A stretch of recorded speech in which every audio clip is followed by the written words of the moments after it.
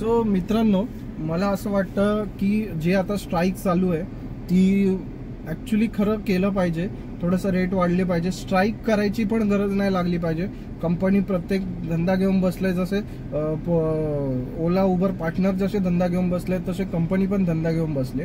So त्या लोकांना असं स्ट्राईक करून काय जाब विचारायची किंवा करण्याची गरज लागली नाही पाहिजे असं मला वाटतं. पण काय करणार लोक, कंपनी जर जे काय मुद्देसूद आहेत, जे काय पॉलिसीज आहेत, जे काय त्या अंडरटेकिंग येतात त्याच्यामध्ये, जर त्याच्या अंडरटेकिंग येऊन पण ह्या सगळ्या गोष्टी कंपनीच त्या गोष्टी जर फॉलो करत नसेल तर हे करणं गरजेचं आहे. कारण 50 जण सगळे रूल फॉलो करून करणार, 50 जण विदाऊट रूल फॉलो करून करणार. सो त्याच्यामुळे जे 50 लोक करतायत, जे लिगली काम करतायत, पहिली एक गोष्ट म्हणजे तर मला अशी वाटतं की हा सगळा हे करण्यामागे जर काही कारणीभूत आहे तर त्याच्या कारणीभूत असं आहे. फॉर एक्झाम्पल तुम्हाला सांगतो, मी लास्ट 1 वर्षापासून म्हणजे मे 2014 मे 2024 मध्ये मी धंदा चालू केला. तेव्हा 10 ते 12 तास गाडी चालवून एक 4-4.5 हजाराचा धंदा आरामशीर व्हायचा. पण आज तेवढाच वेळ गाडी चालवून 2.5 हजाराचा पण धंदा होत नाही. त्याचं कारण हे की ना कोणतं स्किप करून किंवा ट्रिप स्किप करतोय आपण किंवा काय असं, ते ह्याच्यामुळे होत आहे. कारण तेव्हा जर तुमची ट्रिप 10 वाजत होत्या तर तिथे गाड्या 5-7 होत्या. पण आज तिथे जर 10 ट्रिप वाजतायत आणि गाड्या झाल्यात जवळजवळ 25-30.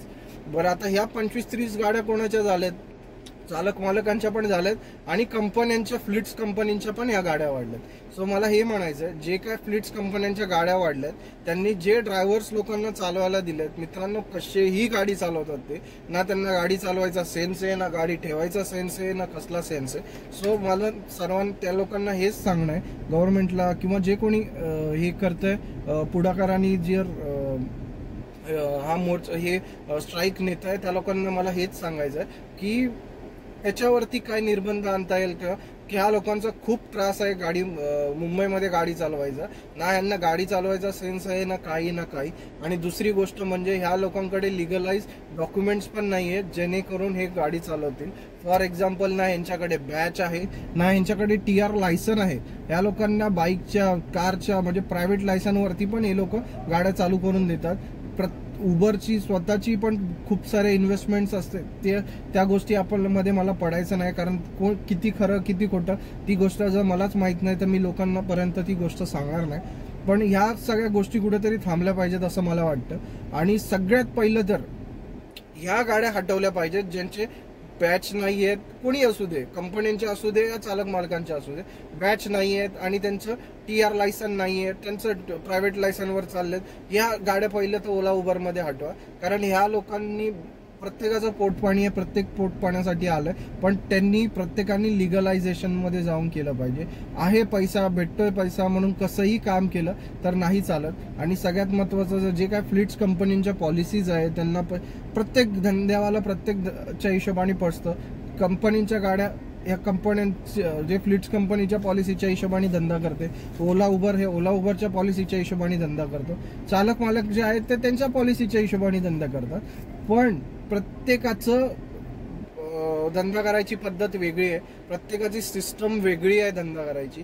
सो ती फॉलो झाली पाहिजे व्यवस्थित आणि त्या सिस्टममध्ये आणि त्या रूल्समध्येच फॉलो होऊन केलं पाहिजे. ना की ते सगळे रूल्स आणि ना की ते सगळे सिस्टम ही फक्त चालक मालकांसाठी अप्लायकेबल आहे, कंपनीच्या कुठल्याच माणसासाठी, ड्रायव्हरसाठी ॲप्लिकेबल नाही आहे. असं नाही राहिलं पाहिजे असं मला पर्सनली वाटतं. सो बघूया आता या हडतालीचं काय होतं. कारण जर रेट वाढवायचा आहे तर सगळ्यात पहिलं तर जे बेकायदेशीर गाड्या चालल्यात, बऱ्याचशा गाड्या अशा आहेत चालक मालकांच्या असू दे किंवा कंपन्यांच्या असू दे किंवा असं की त्या गाड्यांच्या डॉक्युमेंट्स क्लिअर नाही आहेत, इन्शुरन्स नाही, पासिंग नाही, अशा बरेचसे गोष्टी आहेत. सो प्लीज ते फॉलो करा, रूल्स फॉलो करा. सगळे फॉलो करतायत, तुम्ही पण फॉलो करा, हे मला सांगायचं आहे. दुसरी गोष्ट म्हणजे जे सोशल मीडिया इन्फ्लुएन्सर आहेत, जे बद्दल सांगतायत की लोकांना सांगतात आज माझा 5,000चा धंदा झाला, 4,000चा धंदा झाला, 5 तासात 2,000चा धंदा झाला. मित्रांनो, हे काय सगळ्यात मोठी गोष्ट नाही किंवा असं मृगजळ नाहीये. तुम्ही सगळ्या लोकांना मृगजळ दाखवताय की बाबा हे असा धंदा झाला, तसा धंदा झाला. ते करू नका प्लीज, कारण हे खरंच खरं नाहीये. कारण आजच्या मार्केटची सिच्युएशन काय मित्रांनो, जर तुमचा 5,000चा 5-7 तासात जर 2,000चा धंदा होतो, 3,000चा 2,000चा जर धंदा होतो, तर तुम्ही काय कमवता मला सांगा. 800 रुपयाचं तुमचं रेंटल जातं 1,000 रुपये, 500 रुपयाची तुमचं गॅस गेला आणि 500 रुपये तुम्हाला उरणार. 500 रुपयामध्ये तुम्ही काय करणार. उगाच काहीतरी त्यापेक्षा तो माणूस कुठेतरी नोकरी करेल तर त्याला 15-20 हजारची नोकरी अशीच भेटेल. त्यापेक्षा प्लीज सगळ्या सोशल मीडिया इन्फ्लुएन्सरला सांगतो, असं काही चुकीचं मार्केटमध्ये पसरू नका, जेणेकरून लोक त्याकडे वळतील आणि चुकीच्या ह्यानं जातील. कारण बरेचशा लोकांना मी बघतो की ते गाड्या घेऊन पस्तावलेले आहेत आज जवळजवळ. ज्यांनी बिझनेस सेटअप केला त्यांचा सेटअप आहे, पण ज्यांचे सेटअप नाही आहे, पूर्ण ओला उबरवर डिपेंड आहे, त्यांची हालत खराब आहे. दुसरी गोष्ट मला एक सांगायचं आहे, युट्यूबवरती बरेच लोक सांगतायत की बरेच काही लोक आहेत ते म्हणतात की आम्ही हे करू, आम्ही सगळ्या लोकांबद्दल मेल केलाय, प्राइस वाढवायला मेल केलाय, हे केलाय ते केलाय. पण मला हे काय खरं वाटायचा प्रश्न येतच नाही इथे. पण सगळं केलंय म्हणजे आम्ही रेट वाढवण्यासाठी मागे आहोत आणि त्याबद्दल मागे आहोत. पण जेव्हा स्ट्राईकची गोष्ट येते तेव्हा आम्ही नाही येणार त्याच्यामध्ये, कारण आमच्या रेंटल गाड्या आहेत, आम्हाला दर महिन्याला रेंटल. मग मित्रांनो, ज्यांच्या स्वतःच्या गाड्या आहेत त्यांचे तर हप्ते आहेत स्वतःचे. ठीक आहे, तुम्हाला पण रेंट भरायचं आहे, आम्हाला पण हप्ते भरायचे आहेत. सो मी बायफर्केट करत नाही यार मित्रांनो. तुम्ही पण ड्रायव्हर आहात, मी पण ड्रायव्हर आहे, सर्व ड्रायव्हर आहे, आपल्या फील्डमध्ये काम करणारे. सगळ्यांना काही ना काही खर्च आहे गाडीचा. सो असं समजू नका की तुम्ही करताय म्हणून आम्ही नाही करणार, आम्ही केलं म्हणून तुम्ही नका करू, असं नाही होत मित्रांनो. तुम्हाला पण आज जर मार्केटमध्ये गाड्या चालतायत एवढ्या स्ट्राईकमध्ये, पण ह्या फक्त आणि फक्त फ्लीट्स कंपनीच्या आहेत आणि तीच लोक ऐकत नाहीये, कारण त्यांना भाडं आहे. अरे असं काय भाडं आहे की जे EMI वाल्यांचं पेक्षा तुम्हाला जास्त खर्च आहे का? नाहीये. तरी पण का तुम्ही हे करू शकत नाही. उगाच स्वतःच्या पण जीवाला हानी करून घेताय. कंपन्यांच्या गाड्या फोडणार, कंपन्यांचं पण त्यात नुकसान होणार. बरे इन्शुरन्स पास होणार, काय होणार, पण नुकसानच आहे ना मित्रांनो. कशाला दुसऱ्याचं एखाद्याचं नुकसान करायचं.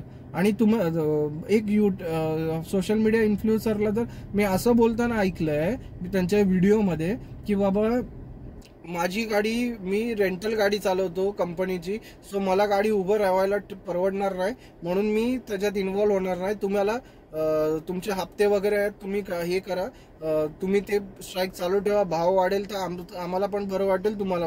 आणि एक साईडनी बोलता की आम्ही रेट वाढवायला मागे आहेत. अरे तुम्हाला कळलं पाहिजे तुम्ही काय बोलताय यार. तुम्ही 60-65 हजार तुम्हाला फॉलो करतात, लोक फॉलो करतात तुमच्या मागे. तुम्ही जर त्या एवढ्या लोकांना लीड करताय तर तुमचं काहीतरी त्यांच्याबद्दल कर्तव्य बनतं. सो मला काय कोणाला हे नाही करायचं, पण प्रत्येकाला आपलं आपलं कळलं पाहिजे. जर तुम्ही एवढ्या लोकांना लीड करताय तर ती जिम्मेदारी तुम्ही घेतली पाहिजे.